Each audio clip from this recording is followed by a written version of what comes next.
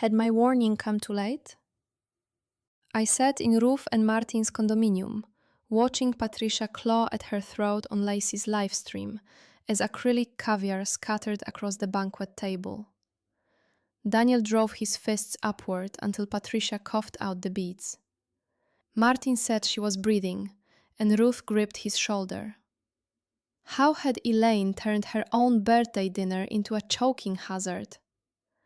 Then Elaine called, screaming, "Claire, what did you do?" On screen, she cut into the painted dummy cake and bit down while Lacey kept broadcasting. The image froze with white foam trapped between Elaine's teeth and the knife still clenched in her hand. The trouble had begun before Elaine cut my parents and me from her birthday dinner. At 7:30 on Monday morning, April 27th, I poured Elaine's coffee into the thin china cup she preferred. 1 teaspoon of sugar stirred clockwise, milk warmed for 20 seconds. Her weekly visit had survived vacations, dental surgery, and the morning after our wedding. I set the cup beside her untouched napkin and watched steam blur the kitchen window above Chicago's pale spring rooftops. Daniel wandered in wearing headphones around his neck and stopped when he saw the third place setting. "She isn't here yet?" he asked. I checked my phone again. No call, text, or explanation. Daniel Mercer, my husband, was 35 and could edit a disastrous podcast interview until everyone sounded thoughtful. He approached family conflict the same way, trimming pauses and lowering unpleasant voices. "Technically, 7:30 is more of a tradition than an appointment," he said, reaching for toast. My throat tightened because Elaine had called it our standing appointment every Monday for 4 years. I reminded him that I was organizing and financing her 60th birthday dinner on Saturday. She knew I needed final approval on several details. Daniel kissed my temple and said she had probably lost track of time, as if punctuality had ever escaped his mother alive. By 8:15, the coffee had developed a beige skin. I carried it to the sink but hesitated before pouring it away. That small delay embarrassed me. I handled corporate event insurance for a living. I could calculate weather exposure, liquor liability, and cancellation risk without confusing hope with evidence. Yet I had spent months believing Elaine's sudden warmth meant she finally considered me family rather than Daniel's practical choice. I opened the planning binder at the kitchen table. Vendor tabs formed a neat blue staircase: room, dinner, caviar, cake, florals. Every contract bore my initials. Elaine had contributed opinions, photographs, and precisely no money. Daniel came fully into the kitchen when he heard the binder rings snap shut. I told him Elaine had never skipped the ritual without warning. He glanced at her cold cup, then at my phone, understanding at last that I had noticed not merely lateness, but silence. "Do you want me to call?" he asked. I said no too quickly. Trusting Daniel meant believing he would tell me if something had shifted between us, and I wanted that belief more than I wanted an answer extracted under pressure. I lifted the binder from the table and placed it squarely on the kitchen counter, aligned with the grout line. At 9, Daniel stood beside me while I rinsed the china cup. My palms were damp inside the dish gloves, although the water ran cool. "She's probably busy," he said. Then he gave me the careful smile he used before cutting tension from an audio track. "Don't make it awkward, Claire." I am saying this aloud because silence helped me mislabel too many warning signs.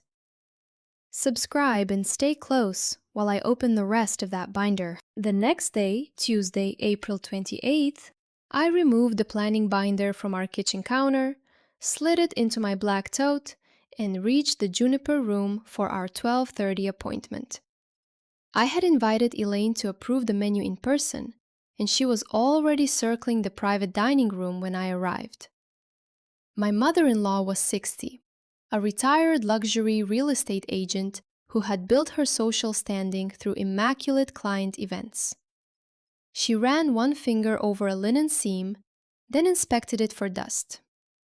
"Ivory reads expensive," she said. "White reads rented." Her silver blonde bob did not move when she turned. Priya Shah entered from the kitchen carrying a tasting tray.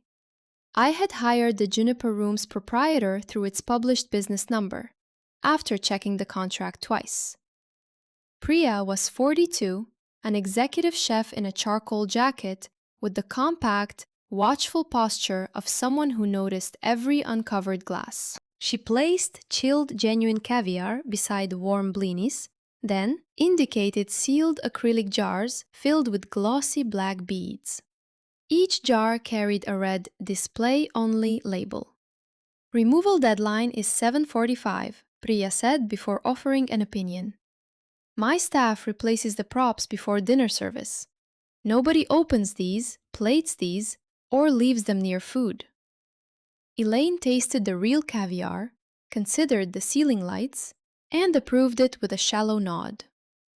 Priya next unveiled a small edible cake sample, lemon sponge under pale buttercream, followed by a full-size polystyrene dummy decorated for photographs. "Display Only" was printed beneath the cake board and repeated on a card wired to the stand. Elaine asked whether the warning could face the wall. Priya's expression hardened. She explained that a mislabeled allergen at a former workplace had made her strict about warnings. Display pieces remained marked until her staff physically removed them.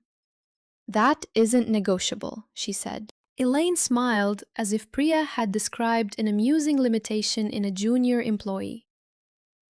We moved into the dining room, where spring lights struck the brass fixtures and made the empty tables look staged already.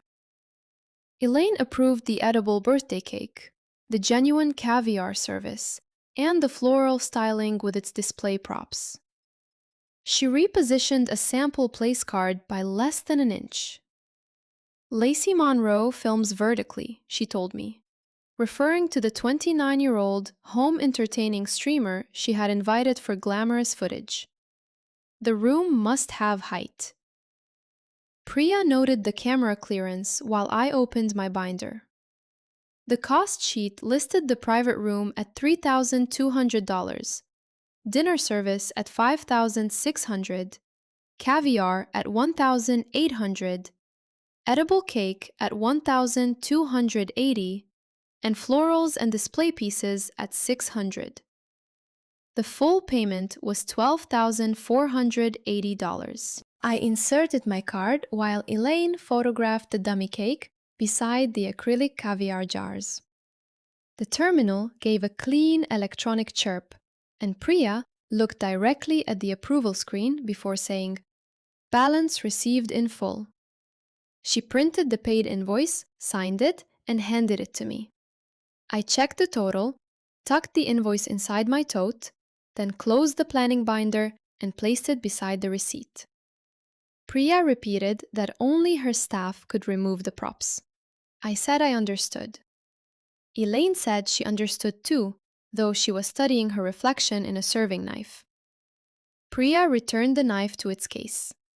Elaine stepped back into the dining room, where the dummy cake photographed beautifully beneath the pendant lights. She adjusted one artificial blossom, satisfied by the effect, while I slung the tote over my shoulder and joined her. Presentation is what people remember. Through Wednesday and Thursday, I worked from our Chicago apartment, answering claims calls while the paid invoice and planning binder remained zipped inside my tote. At 7:10 on Thursday evening, April 30th, Daniel was in the kitchen trimming audio, when a 3-note elevator chime, followed by sharp gardenia perfume, reached us through the open apartment door. Elaine entered without knocking, using the key Daniel had given her years earlier. She kissed the air beside his cheek and handed me her coat, as if Monday's absence required no mention. I asked whether she had been all right. "Of course," she said, smoothing one cuff. "I was refining the guest experience." The quoted phrase landed like a charge, hidden beneath harmless language. I carried my tote into the living room, took out the planning binder, and set it on the desk so we could confirm the final seating list. Daniel followed with his laptop. Elaine followed Daniel. She remained standing while I opened the tab showing 8 round tables and placed Ruth and Martin Bennett near the quieter wall. My mother worked reception at a veterinary clinic. My father was a locksmith recovering from a recent stroke. Crowded rooms tired him now, but he had bought a new navy jacket because he wanted Elaine's birthday photographs to look nice. I had told her that. She tapped their names with one polished fingernail. "Your parents might be more comfortable elsewhere," Elaine said. My stomach went cold before my mind accepted the sentence. I asked what elsewhere meant. She described her new friends from the Gold Coast, several former clients, and Lacey's audience, then called moving my parents off the main floor a refinement.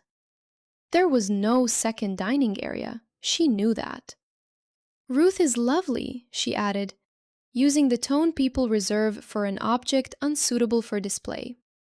"But this isn't really their sort of evening." I felt a pulse beating behind my eyes and kept both hands flat on the desk. Daniel shifted beside us. "Technically, Mom is only talking about Flo," he said. Elaine's shoulders loosened at once. Agreement had always ended her arguments fastest, and Daniel had learned that as a child. I asked him whether my parents embarrassed him. "No," he said too loudly. He looked at the seating chart instead of me. Elaine watched his lowered face and understood exactly how frightened he was of opposing her. Then she suggested he manage the final guest arrangement because podcast production had made him neutral. I told her neutrality did not mean quietly giving one person control. Elaine walked to the windows, gardenia perfume trailing through the room. She said the guest list needed one editor, not 3 emotional stakeholders. Daniel rubbed the back of his neck and offered to check spacing without changing anyone's invitation. "Technically, that would take pressure off you," he said. My mouth tasted metallic. I trusted him, but trust suddenly felt less like a fact than a payment I had authorized in advance. I closed the binder halfway and told them the list would remain mine until I approved every seat. I went to the kitchen for water, leaving Daniel and Elaine in the living room for less than a minute. When I returned, both stood beside the desk. The planning binder was open again. Elaine had one hand over my parents' names, and Daniel's face had gone pale as she whispered, "You know what happens when you make me ask twice." At 9:15 on Friday morning, May 1st, Elaine stood in our living room wearing cream trousers and the expression she used when a decision had already been made elsewhere. She had returned for her sunglasses, she said, though they were visible inside her handbag when she opened it.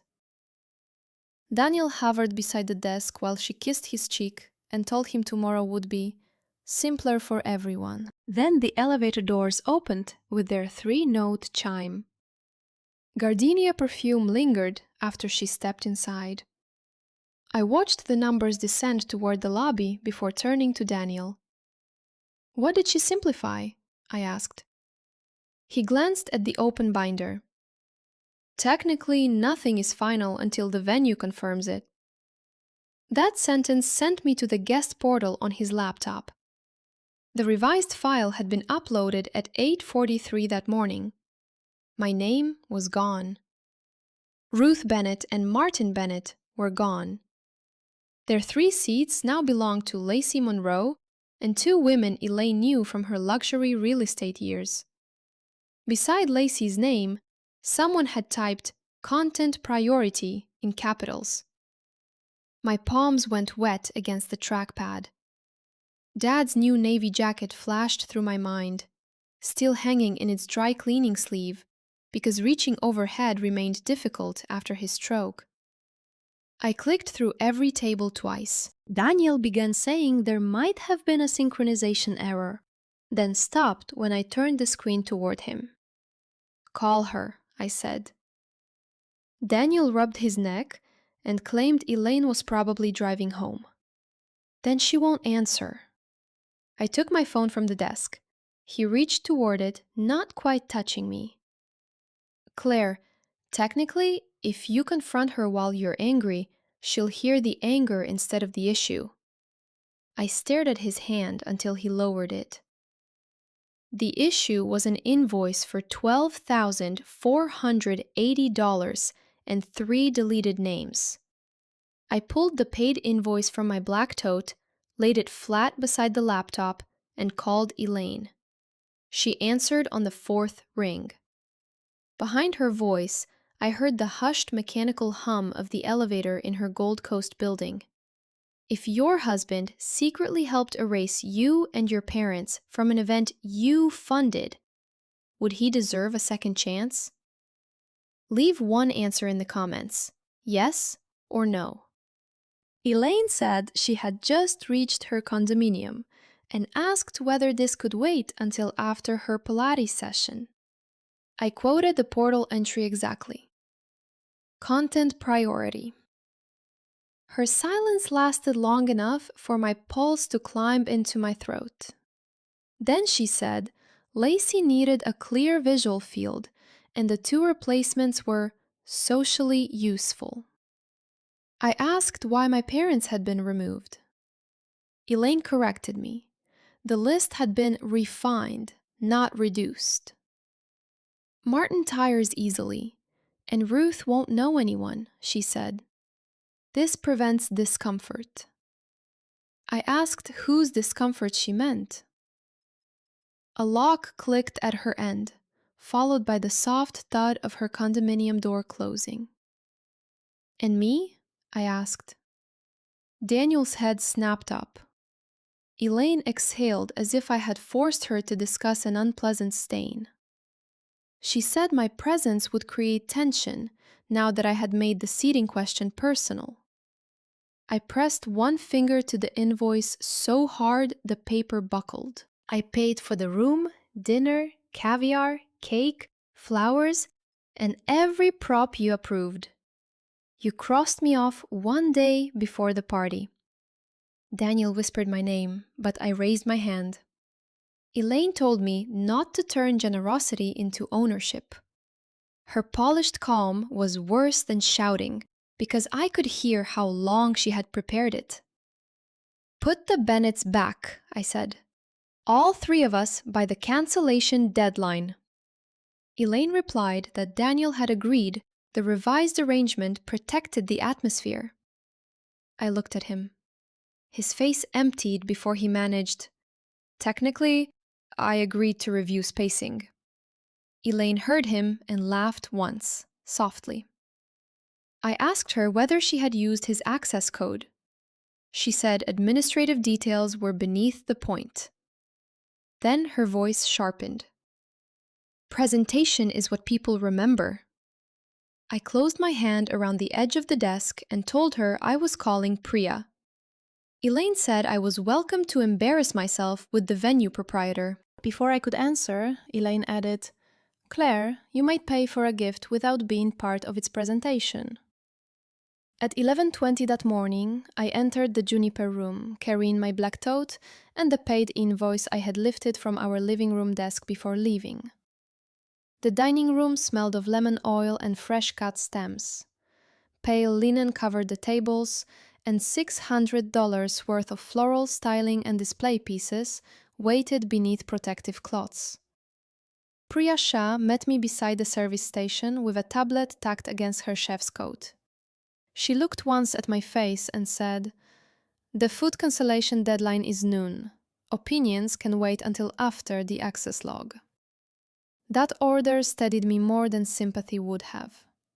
We walked into the prep area, where stainless steel counters reflected the hard white lights.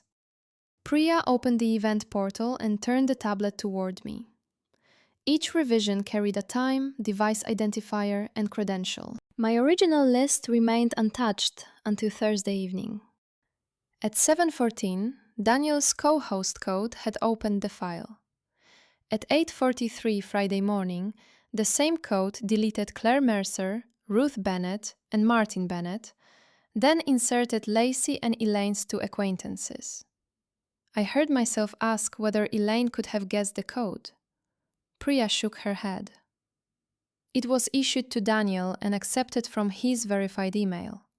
Whether he typed it or shared it, his access made this possible. The room seemed to tilt by half an inch. Priya explained the contract without softening it. The private room and display props were non-refundable because the venue had already committed them, but edible service could still be withheld. The late cancellation provisions would leave me a refund of $6,640. I asked whether Elaine could pay separately and restore the food. Priya said not under my booking without my written authorization. Then she added that the acrylic caviar jars and polystyrene cake were photography props only. Staff normally placed them for photographs and removed them before genuine caviar or edible cake entered the room. They cannot remain unattended, she said. They are not food safe and nobody serves them. Forgive Daniel or refuse him. Write which choice you would make.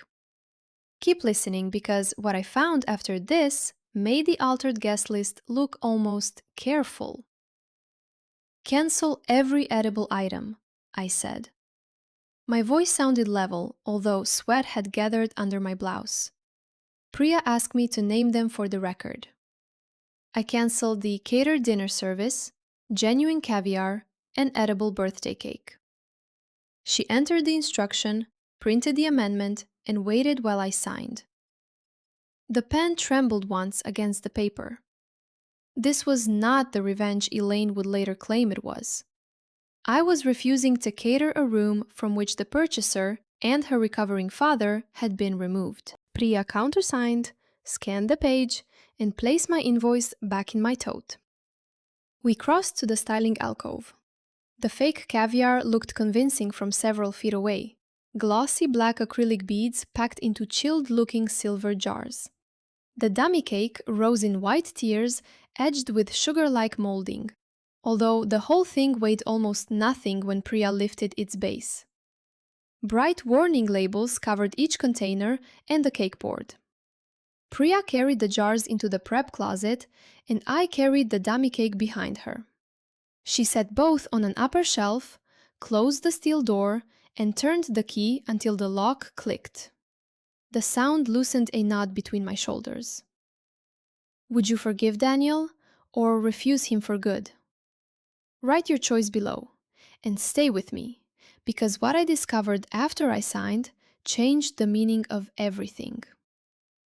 I photographed the labels, then sent Elaine a direct message. All edible service is cancelled. The caviar jars and display cake are inedible props and must remain locked unless Juniper room staff handle them.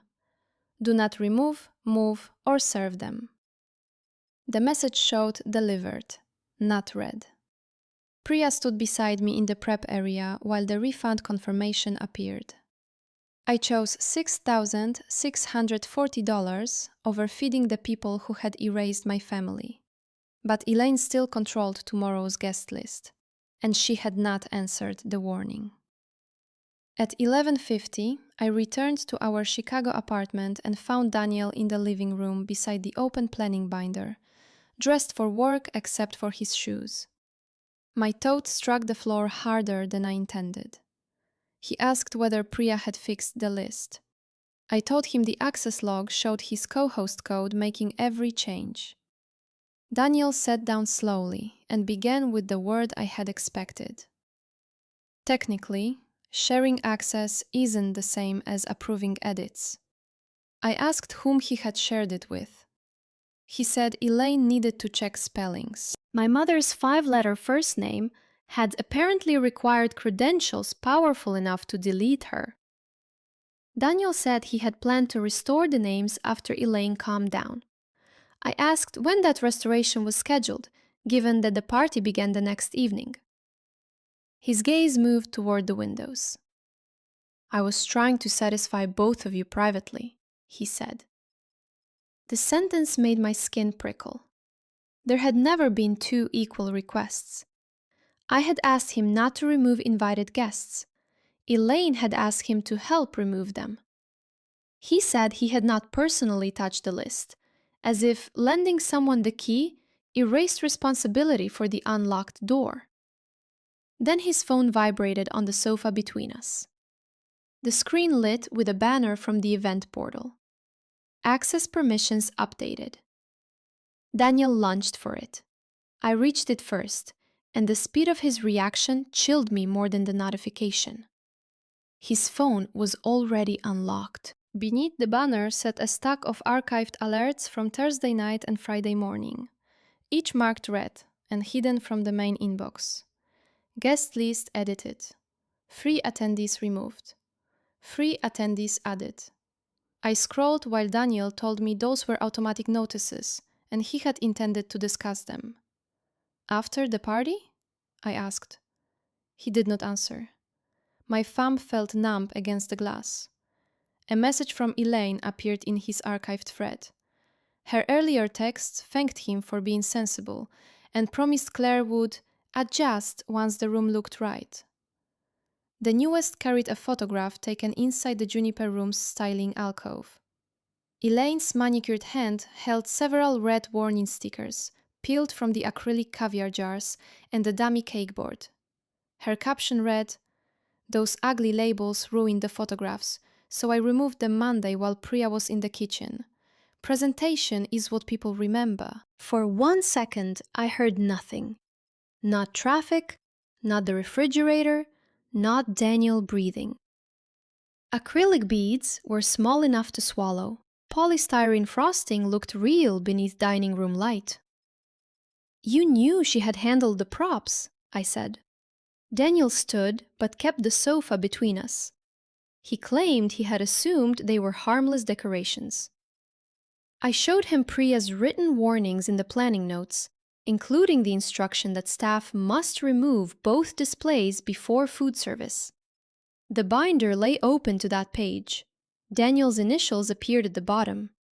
He whispered that Elaine would never serve a prop. I quoted his mother's message exactly. I removed them Monday. My throat tightened around the date.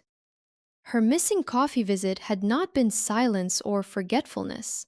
She had been at the venue, stripping safety labels while I warmed her milk. Daniel tried another excuse. Technically, the real food would have replaced everything before dinner. I told him there would be no real food. His eyes widened, and his first question was whether Elaine knew. Not whether anyone was safe. Not whether my parents understood why they had been excluded. He asked whether the cancellation could still be reversed, because he intended to attend and did not want his mother humiliated in front of Lacey's audience. The words left a clean, cold space inside me. He had hidden the alerts, watched me discover the deletions, and still planned to take his seat. I carried the binder to my desk, shut it inside the bottom drawer, and turned the key. Then, with Daniel's phone still in my hand, I opened the venue portal. I revoked his co-host code, changed the account password, and removed his verified email. The screen confirmed that all active sessions had ended. Daniel said I was overreacting and reached across the desk. I stepped back. "You don't get another private solution," I said. "You don't have access to my event, my money, or my trust." His face folded briefly, but I no longer mistook fear of consequences for remorse. I called Priya on speaker and told her Elaine had previously entered the styling area and removed warning labels. Priya's voice became clipped. "Noon is the safety cutoff. I am documenting this now. She said she would inspect the locked closet herself and prohibit release of the props. I then sent Elaine an urgent text from my own phone. The jars contain acrylic beads. The cake is polystyrene. You removed safety labels. Do not touch or serve either item. Priya has been notified. I attached the photographs and requested a delivery receipt. Daniel watched from beside the sofa, pale and silent. When the message showed delivered, I handed neither explanation nor comfort to him. I kept his phone, pointed toward the apartment door, and told him to leave. He asked where he was supposed to go. I said that was the first arrangement he would have to make, without secretly satisfying both women. Daniel put on his shoes with shaking hands and stepped into the hallway. I closed the door while he was still saying my name, turned the deadbolt, and stared at Elaine's unread warning on the screen in my hand.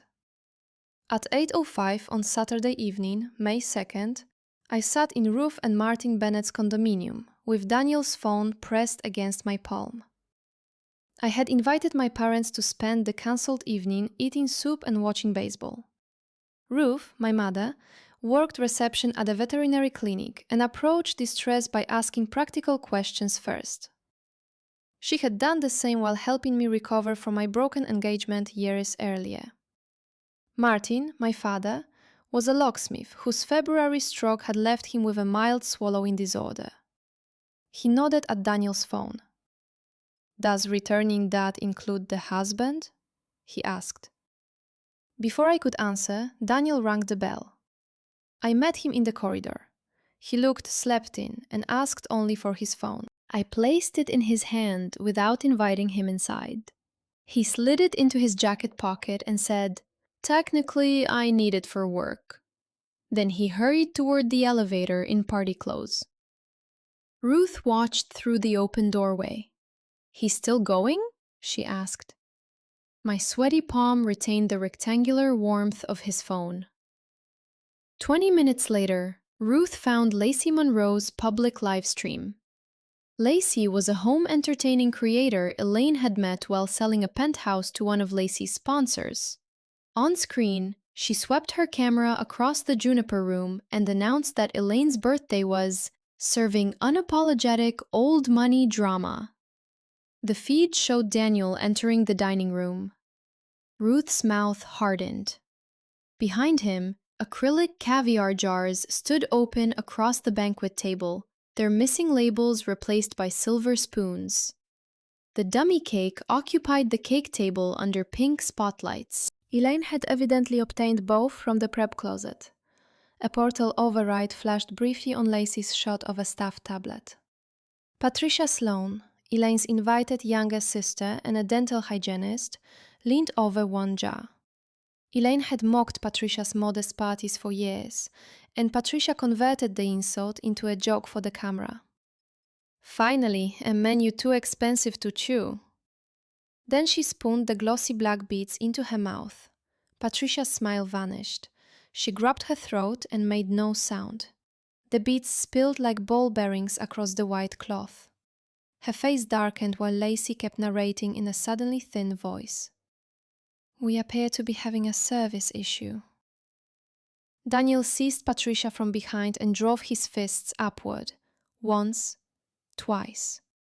My blood went cold at the small click of beads striking the floor. Martin leaned toward the screen, watching Patricia's chest. On the third thrust, she coughed out a wet cluster of acrylic beads and sucked in air. "She's breathing," Martin said. Ruth gripped his shoulder. How had Elaine turned her own birthday dinner into a choking hazard? My phone rang. Elaine screamed so loudly I held it away from my ear. "Claire, what did you do?" Behind her, Patricia coughed, and Lacey's live stream continued. I quoted my warning. Elaine snapped that she had assumed it was a bluff intended to ruin her evening.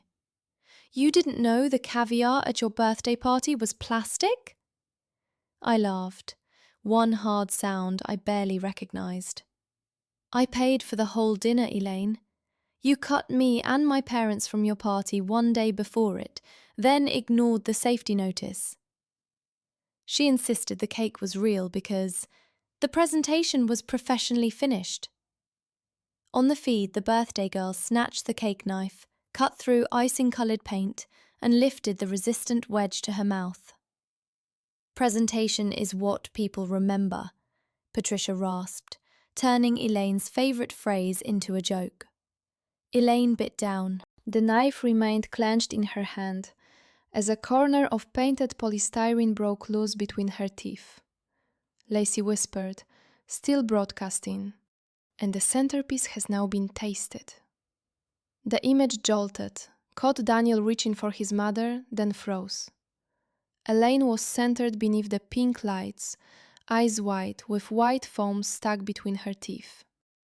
At 4:30 on Sunday afternoon, May 3rd, Elaine arrived alone at our Chicago apartment. She carried the cake knife inside a clear venue bag and smelled sharply of gardenia. But there was no elevator chime to soften her entrance, because I waited with the door open. She stepped inside, placed her spare key in my palm, and inspected the living room as though evaluating a listing. I took the paid invoice from my black tote, slid it into my locked desk beside the planning binder, and showed her the portal log. Her credential had authorized the closet override, acknowledged the warnings, and released both display pieces. The new invoices for Patricia's medical care and the venue damage were attached to her account. Elaine lowered herself onto the edge of the sofa. She admitted Daniel had helped her obtain the override by forwarding an old verification link before I revoked his access. He had also told her I would calm down and restore the food service. Technically, he believed there would still be dinner, she said, borrowing his shield. Then she described the choking, the damaged linens, and Lacey's saved footage as unfortunate complications. She asked me to cover Patricia's care and the repairs because my cancellation had created confusion. I tapped the timestamps. Her release had occurred after my warning was delivered and opened. The public scandal and both bills belonged to her. Her lips compressed. Patricia is family. I said Patricia could send every document to Elaine, and that I would provide my warning records if anyone requested them. I would not pay, speak through Daniel, or continue contact. Elaine stood, still holding the bagged knife, and asked whether I intended to end the marriage over one refined guest list. I told her Daniel had made his own decision when he helped exclude us and attended anyway. She crossed into the hallway. For once, she had no key with which to reverse my choice. I wanted what was best, Elaine said quietly. I closed the door. The next 364 days were filled with separation papers, brokerage deadlines, counseling appointments, and solitary evenings in the Chicago apartment I kept after Daniel moved out. At 6 o'clock on Sunday evening, May 2nd, 2027, I sat at my desk with Elaine's spare key resting in my open hand. The divorce was not yet final, but the marriage was over, along with the money I had paid for a dinner no one safely ate.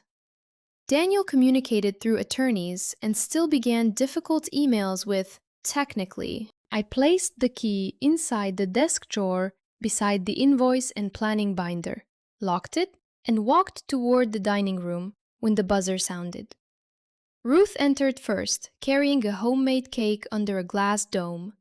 Martin followed with a bouquet of gardenias tucked carefully against his good side. Ruth paused, watching my face before she crossed the threshold. "Do you want these in here?" she asked. The perfume reached me, sharp, creamy, familiar, but my shoulders did not rise. I took the bouquet, set it on the sideboard, and opened the window to the mild spring air because I liked the room cooler. Ruth placed her cake in the center of the dining table. Its icing leaned slightly left, and one strawberry had begun sliding down the side.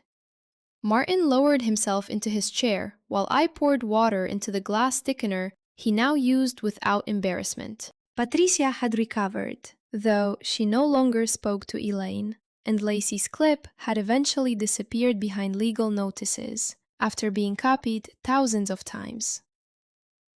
Ruth asked whether celebrating on the anniversary felt strange. I checked the plates, the soft cake, and Martin's water before answering. No, this is the part of the date I wanted to keep. Ruth smiled and took her seat. I cut 3 manageable slices, and Martin tested his with the seriousness of a locksmith examining a stubborn deadbolt.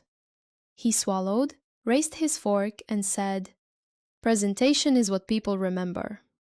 Ruth groaned. I laughed until my eyes watered, then served him a second, smaller piece. All 3 of us remained at the table while the gardenias scented the room they no longer controlled. I kept the ritual by choosing who sat beside me and handing them something real. Thank you for watching to the end. Follow the channel for more stories about the moment appearances finally crack.